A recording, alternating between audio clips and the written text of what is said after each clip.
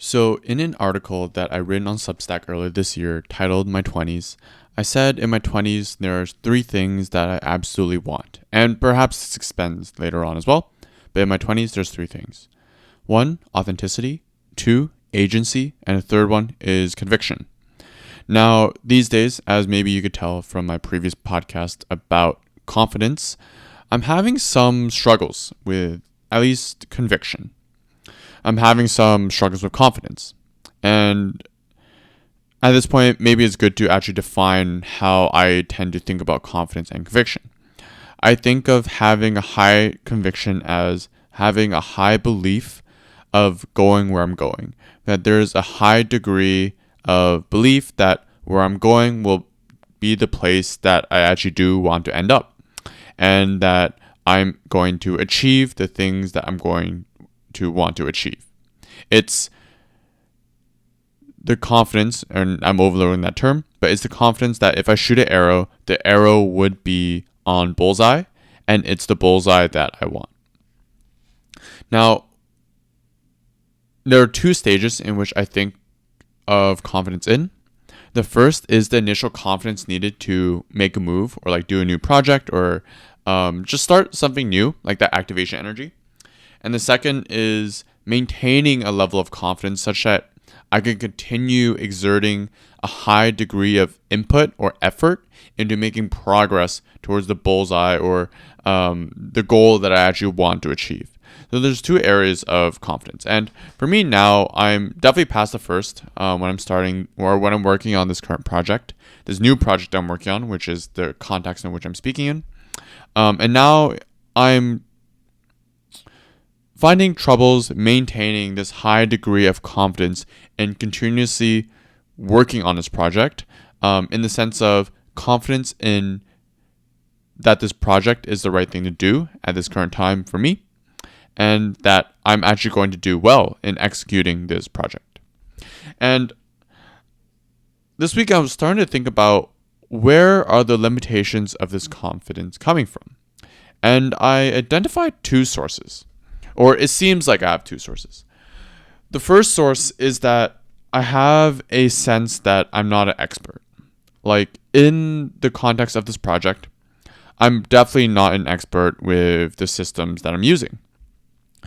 My role at the company is not like a senior or a staff engineer, which are like the two upper roles. I'm one of the entry roles. I'm the position above entry, technically is my position. And only been at the company for more than half a year at this point, reaching half a year. So also like a drop in the bucket relative to many other people, including some of the engineers who are overlooking my work as I take lead. So there's definitely a skill differential that makes me think maybe I can't execute my project as well as I wanted to. There's another piece of knowledge that I know that I'm not an expert in life. And what I mean by this is that I'm not an expert in like wisdom or thinking about things. And what that makes me fear is that it makes me fear that I'm missing something. That there's like a miscalculation I'm making in terms of picking this project to pursue as a bullseye and also pursuing it in the way that I am, in the cadence that I am, and thinking that I'm forgetting something about burnout or I'm miscalculating something about approach or overall structure of my life around this project.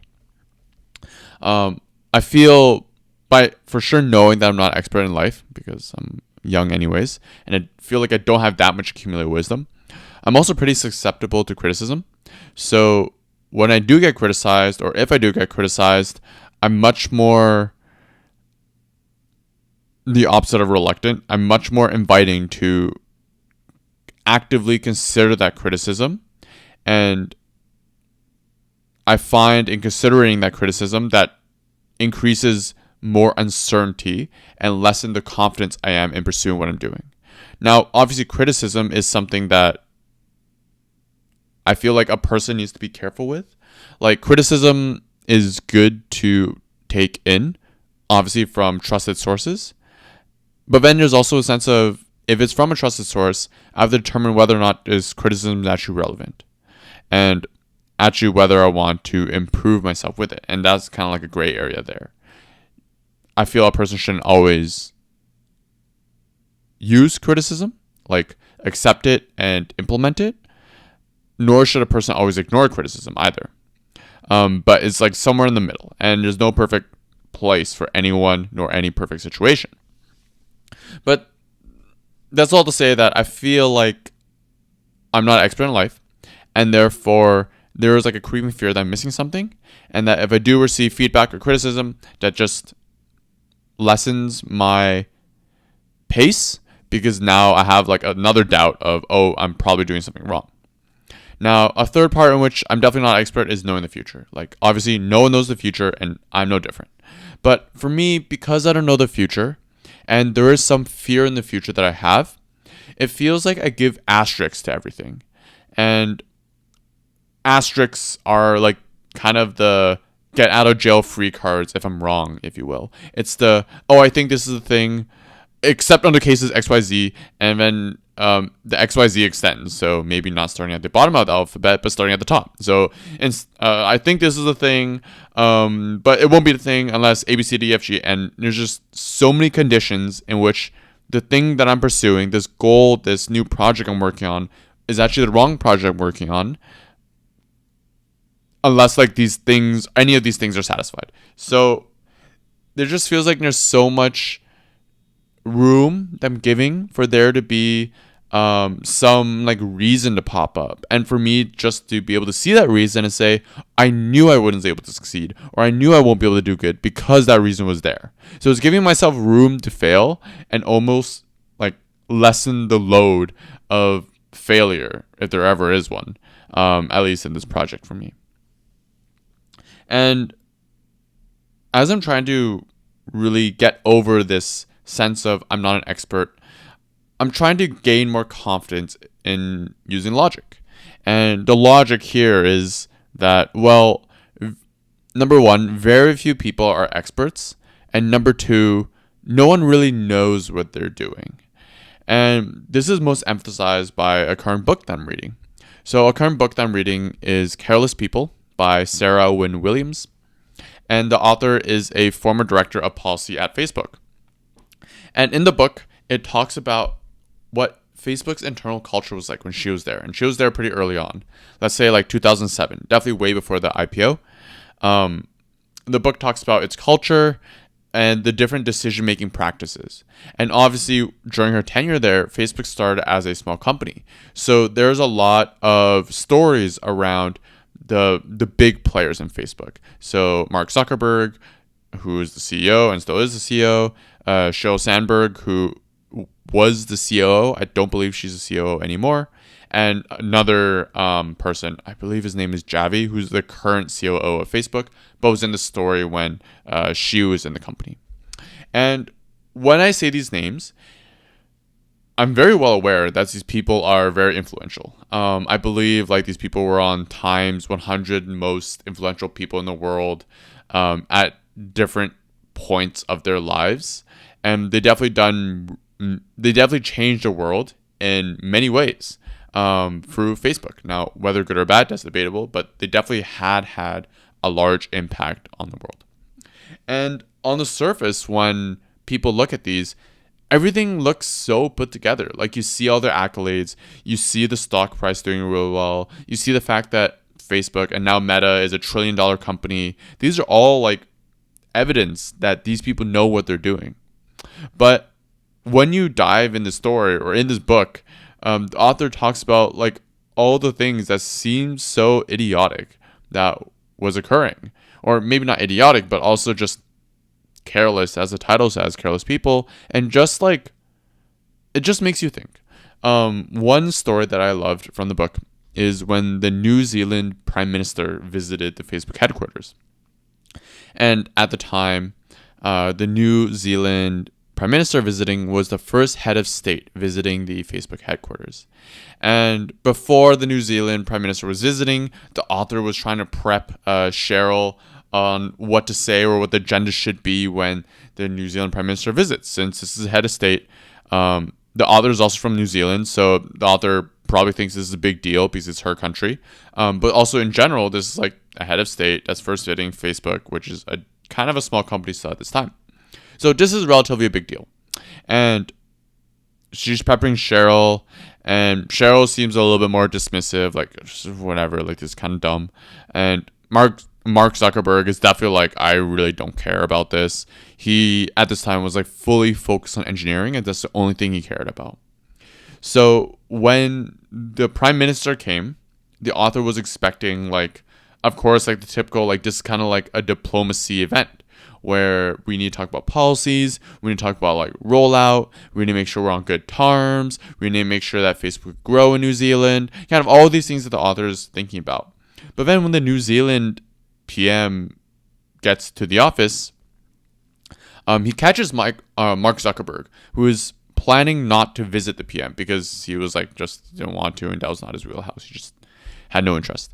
And he was like leaving a meeting room to enter another one, and the author catches him and was like, "Hey, Mark, I want you to meet the Prime Minister of New Zealand."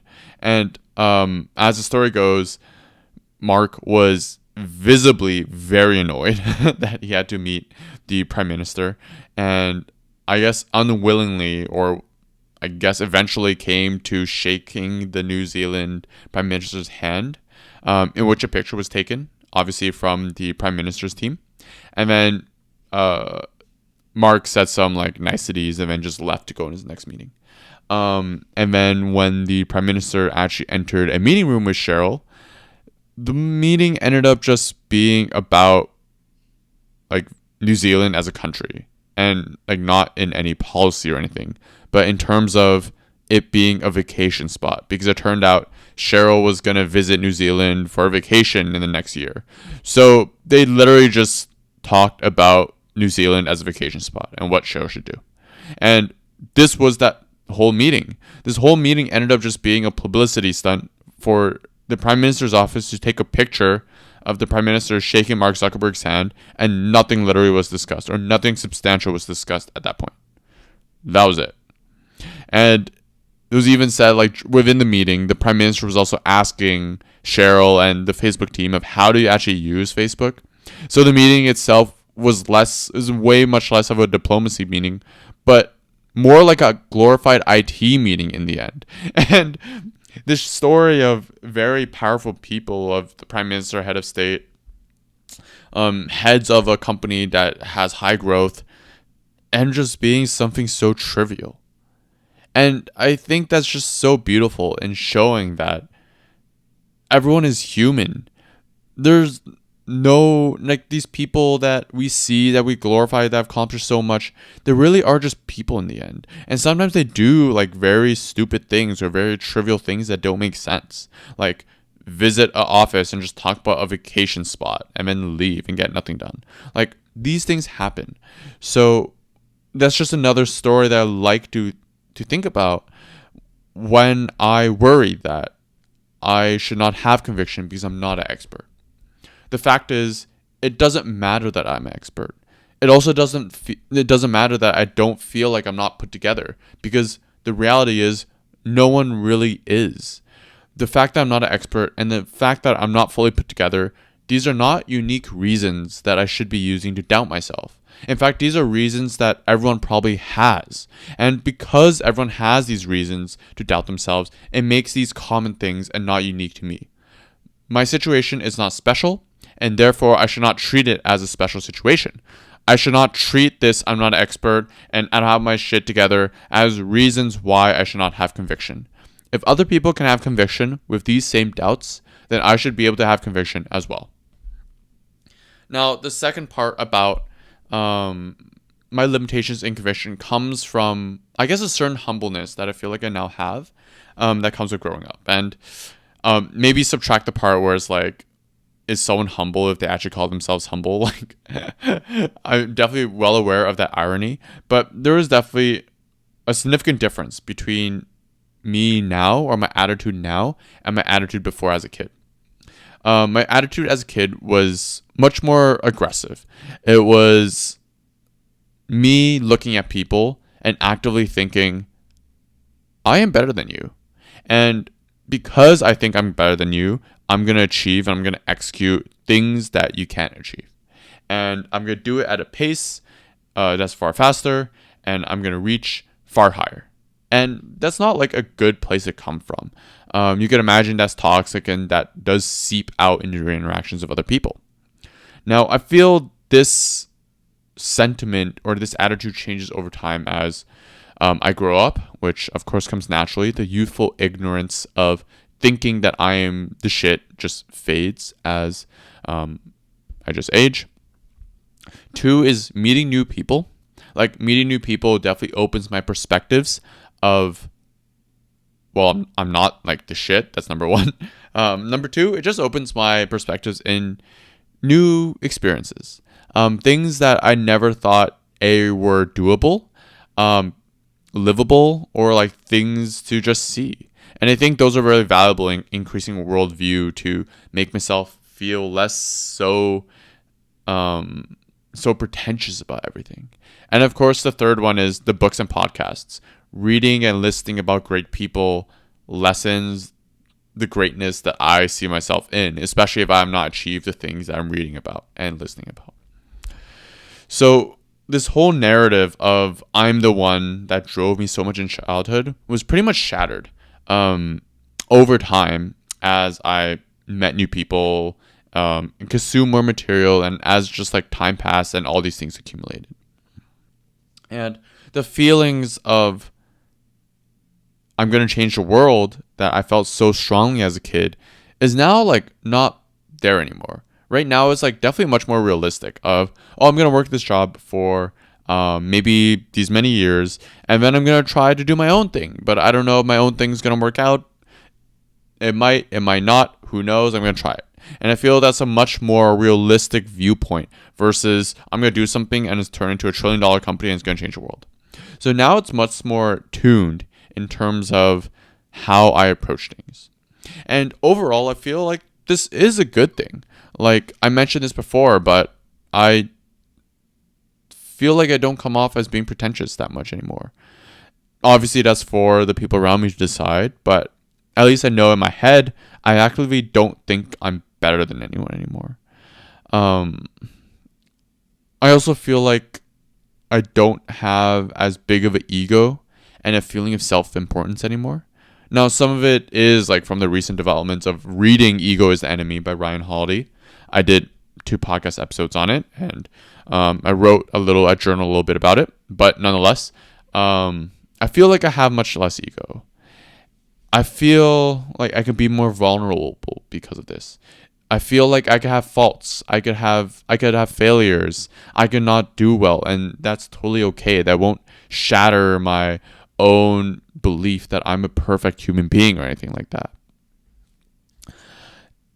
There's also a sense of like failure don't feel as bad, and like the fear of looking stupid also isn't as significant anymore.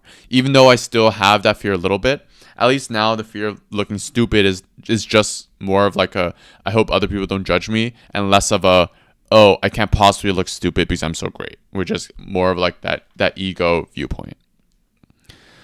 But like at least even though like this destruction of believing I'm the shit is like overall a net positive, this still has a negative on conviction, because I feel like for me it takes away the aggression that I have that I could put towards and really believing that I could take what I believe is mine.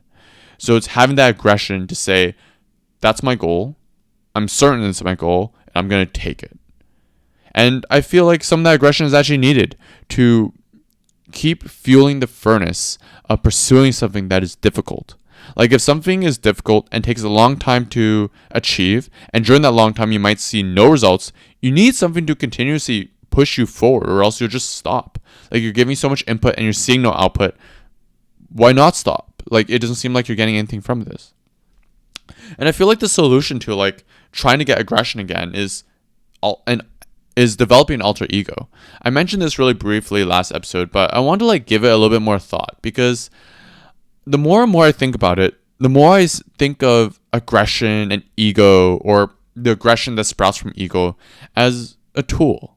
Like it's a tool to keep motivation or to keep drive, or however you want to like word that, is to keep the energy high in terms of pursuing something. But there's a distinction of it being a tool and it being like ingrained in human action or ingrained in like values that I had. So as a kid, I feel during this phase of feeling I'm better than everyone, this aggression was ingrained in identity. It was ingrained in that ego. And in this sense, it was more like a chainsaw that it just came and cut through everything. But in shaping it as an alter ego and framing it as a tool and applying it as a tool, I feel like this aggression could be used more as a scalpel. That it could surgically cut and be applied into specifically what it is that I'm looking for. And I already kind of do this in certain settings. Like, for example, I already kind of do this at the gym, or I do this in the gym. When I go to the gym, I tend to wear all black, and I tend to have a black hat pulled down that's pretty low, so you can't really see my eyes. And depending on the day, I'm either wearing like a tank or like a tank where I'm exposing my arms, and you could like probably see the side of my chest if I'm bending down. On more like aesthetic days, so I'm working like aesthetic body parts, so the arms, biceps, triceps, shoulders, things like that. And then on other days, I'll wear like a tight workout shirt, which is when I'm more powerlifting. So I'm focusing on weight, I'm focusing on movements, but I'm still want like, of course, some pump showing. So I already have like this idea in the gym, and as I wear this outfit and I step in the gym, I'm pretty antisocial. Like, I usually don't really work out with anyone. I haven't done so in the past like decade. Like, I probably worked out with someone as I started gymming, and then during high school I didn't really work out with anyone. University, I worked out here and there with someone, but not often. And then of course now in full time, I don't work out with anyone. So there was like a sense of very antisocial behavior where I'm there at the gym not to talk to people, but I'm there to execute and absolutely kill my workout. And I want my body to feel destroyed when I leave. And this is even funnier in the gym that I currently go to. The gym I currently go to is a powerlifting gym. So everyone's like a little bit more friendly, and powerlifters, there's the meme of powerlifters just sitting on the bench between sets and talking for like 30 minutes, which is like roughly accurate. Like, people do talk a lot. And I'm like one of the only people there who actively train powerlifting, but I'm like very antisocial. And I'm not trying to talk at all. So I already have this sense of I need to kill, I need to be aggressive during my workouts. And I really should just expand this mentality into other domains. For example, like obviously like work. And maybe another domain could be like writing, as I try to increase the volume of the amount of articles that I write. Now, of course, there's like definitely trade-offs here. Like, I might be more unpleasant to work with at work, which is probably a bad thing, but maybe a good thing if I get more progress. It depends. But that's all to say, like, there's good and bad in terms of applying an alter ego in certain settings. The best like celebrity example, I guess, that I like about alter ego is Kobe. And I definitely gave this example before, but Kobe is almost synonymous with his alter ego of being a Black Mamba. And he is the Black Mamba on the court and in practice. And when he retired, he was like this Black Mamba mentality in business. And he applied it in all these avenues where he's able to be aggressive and have full confidence that he could execute whatever it is that he wants to execute. And he has full confidence that he could win. Now, even though he showed this level of like a killer instinct in these areas, he's still like known to be a very good family person. Like, he was a really good father to his kids. He took his daughters to like basketball practice every day, or like every second day, or like just very frequently. And he's like known as like a good guy and a family man. That's kind of a good example of him applying this killer instinct to all the areas that he has goals in, while still showing that softness and the vulnerability to people that matter, or in a context that matters on that personal level, which is family. Now, obviously, there's other examples where people applied his aggression in all aspects. And the example is Kobe's mentor, Michael Jordan. Like, it's famous that he has that competitive mindset in everything he does. In the documentary The Last Dance, which was a 6-part TV series that covered the last year of the Chicago Bulls on their second three-peat championships, it comes out that Jordan is hyper competitive in not only basketball, but even like stupid stuff. Like, one time he was betting with a janitor or something before a game of how close they could throw a coin to a wall. And he was actively getting cheesed if he like when he lost that bet. Like, he was like visibly agitated. And then there's also other stories of him refusing to talk to teammates or people anymore because he lost at ping pong, or like he lost at like pool or something like really dumb. That's definitely not basketball related. So then you also have like that where people are hyper competitive, hyper aggressive, absolute killers in everything they do. Now, obviously, I would bet that Kobe Bryant's family life is probably better than Jordan's, and likewise, people who are able to apply it in a more scalpel manner experience certain aspects of life much better than people who apply it full force. And that's a trade-off that's being made there. Obviously, you could achieve great things by applying it specifically or in general. The magnitudes may be different. These specific outcomes may be different. Evidently, like, the lived experiences will be different. But both of them really depend on the person in the end. Like, there's no very correct answer.